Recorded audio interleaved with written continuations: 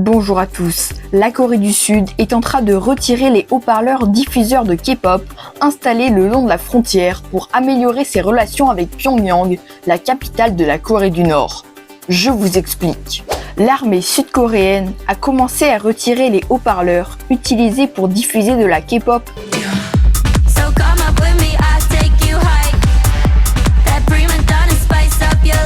et des bulletins d'information destinés à rendre fous les Nord-Coréens à la frontière entre la Corée du Nord et la Corée du Sud.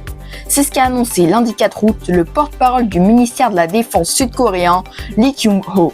Il a déclaré que cette mesure visait à aider et à apaiser les tensions avec le Nord, à condition que cela ne nuise pas à l'état de préparation de l'armée.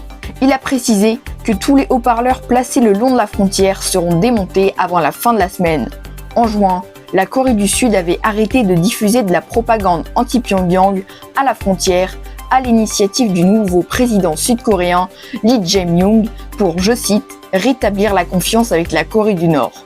En réponse, celle-ci avait cessé dès le lendemain de diffuser des bruits inquiétants qui dérangeaient jour et nuit les habitants du Sud qui vivaient près de la ligne de séparation.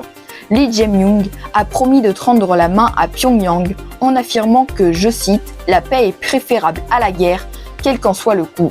Son prédécesseur, qui avait une position ferme envers Pyongyang, avait commencé à diffuser de la K-pop et des bulletins d'information pour répondre à des ballons remplis de déchets envoyés par Pyongyang.